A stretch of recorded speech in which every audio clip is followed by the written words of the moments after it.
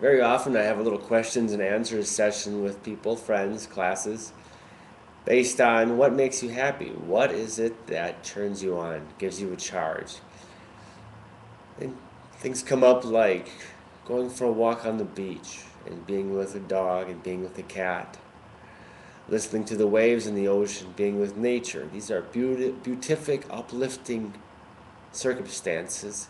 It becomes very easy to honor that, sublime the sacred, and grace, whatever you call it, when one values those kind of things and takes time out. So this is a very important part of a human life, that we often take things so seriously. We don't gift ourselves with easy times.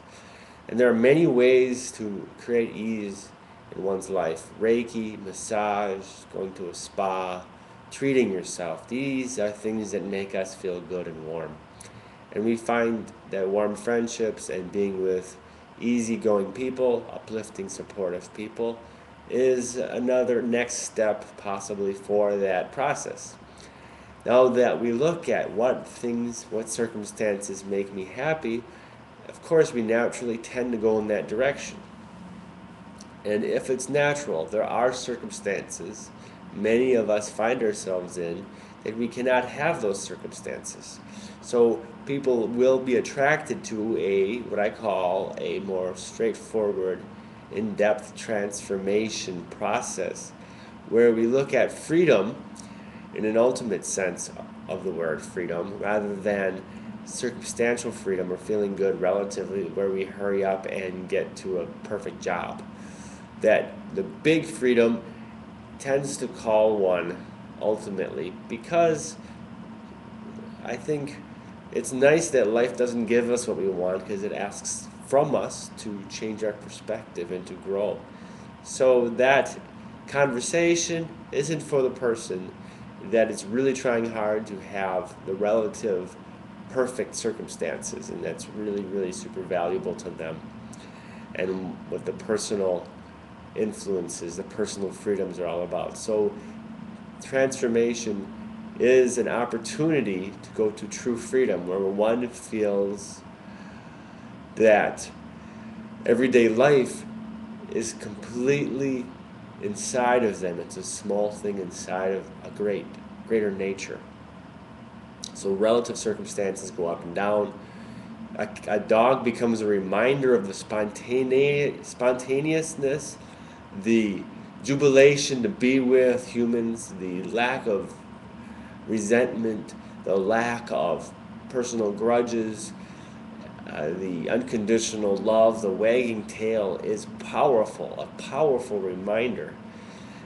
Then we can watch the attachment when the dog is hurt. So we get sucked in on a human level, a just human mode of being, when transformation can lead us to a freedom that's relatively useful, in a sense, where we can uh, take the dog to the hospital with an even mind and do what's needed.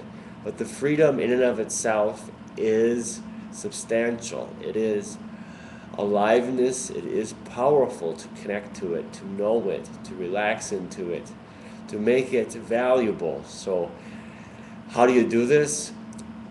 You make it valuable. You read about it, you study it, you look at videos, you show up to class, you get to know people, and you become part of a new culture of people who look at freedom. And let's call this sort of a radical truth process, where we go into the big wisdom. There's small wisdom, where what should I do because my grandma yelled at me, and there's the um, answers people would give as your options. Shifting perspective becomes a part of big wisdom. It can help small wisdom. But why transform? Why look into transformation? Because things are impermanent. We can't have an all good life. That parents very often don't do what they want, or our easygoing family life doesn't continue for ever, and things change. So this resting in an ultimate big place, our spirit, our magnificence, is the most sublime, most magnificent opportunity I can pitch, that I can be about. So check it out at infiniteaffinity.com. Check out the links and favorite teachers that I have and that we speak to in the classes that I organize and facilitate. Thank you for listening and have a great day. infiniteaffinity.com.